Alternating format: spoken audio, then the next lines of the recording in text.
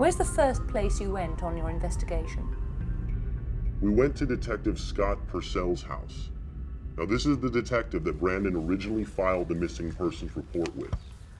The guy that had been ignoring Brandon's phone calls. Is this him? It is him.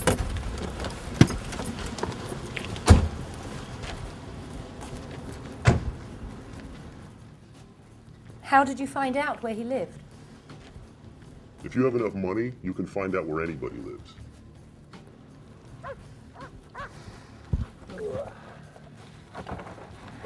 Detective Purcell, Brandon Corey. We've met before. I'm now doing a documentary about my friend Jude Kemper's abduction. What are you doing here? I wanted to ask you a few questions about the case. Who's he? That's we're doing a documentary. And take off.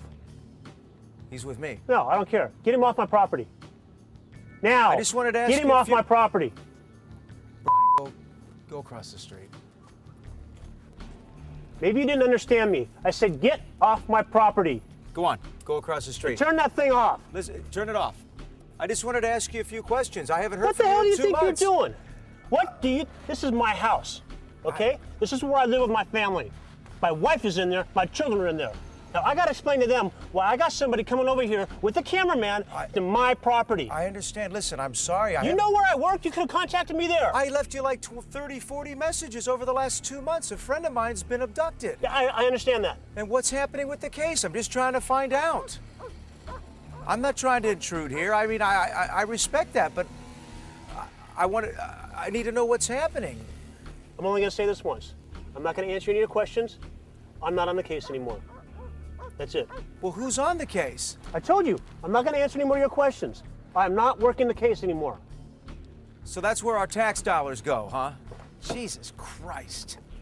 You've got to have some kind of information. Help me here. Something, a lead. I'm not answering who can I any talk to? other questions. Off. But who? Get off. Jesus Christ. It confirmed exactly what we thought, that the United States government had gotten to Detective Purcell and stopped him from investigating.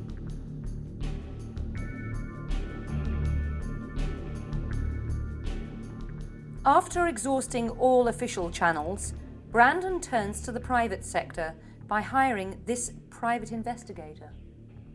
Brandon had provided this private investigator with all kinds of information on Jude, an old driver's license, an old social security card, anything that we could get our hands on. And we thought, this is probably going to get us somewhere in this case. But this is when things started to get really, really weird. I hope you didn't loan this guy any money. It looks like a scam. All the documents you gave to me look really good on their face, but when we go to check them out, there is no Jude Kemper. What do you mean there's no Jude Kemper? Well, it's probably one of the best phony identities I've ever seen, but according to my records, he doesn't exist. This is a friend of mine. We've known each other for 6 years. You got his phone bill. You got his property deed. He owns his house.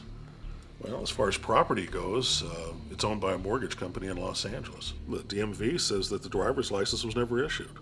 The vehicle registration, they say, is fake. Social security card comes up as a no issue.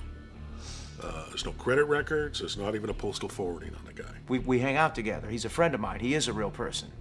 So what other alternative could there be? Well, if that's the case, the only other alternative that it could possibly be would be some type of cover-up. And the only people I would know that would have that kind of wherewithal would be the federal government. Well, then they're doing something. Then what do we do about it? Where do we go from here? Well, it's not a we situation if that's the case. I quit because I don't need that kind of trouble. So what, I'm on my own here? Yeah, I would say so. There is much more to the shapeshifter that has yet to be revealed. The real Dick Cheney must be exposed.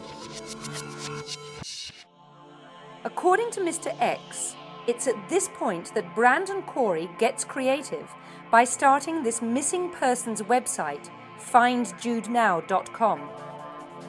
Using the same internet marketing strategies that had helped make Brendon a millionaire, his findjudenow.com generated so much publicity that just 2 months after starting it, the website was recording millions of visitors. This is Brendon's brother-in-law, Mark Hill. We spoke to him about the website Brendon started for Jude. Brendon was a businessman. He was a smart guy. He would pay these college students, $12 an hour to trade links. Dozens of them. I mean, he had an army of college students trading links on this thing, and it just exploded. It was out of control. And that's when he started getting all the mainstream press.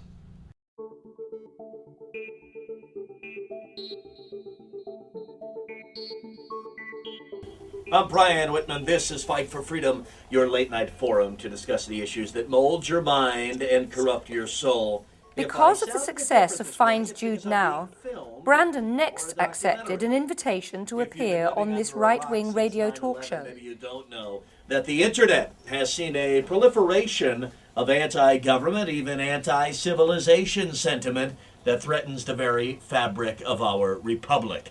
Conspiracy theorists have always annoyed me, but today it seems that every wacko from Baltimore to Baghdad has a voice in cyberspace that they're exploiting to try and destroy America. My guest tonight is one such voice. Mr. Brendon Corey joins us. Welcome to the Lion's Den. Thank you. Appreciate being on the show. All right, you've got a website, www.findjudenow.com. The website is somewhat of a phenomenon. You're getting 10 million hits per month, you tell me.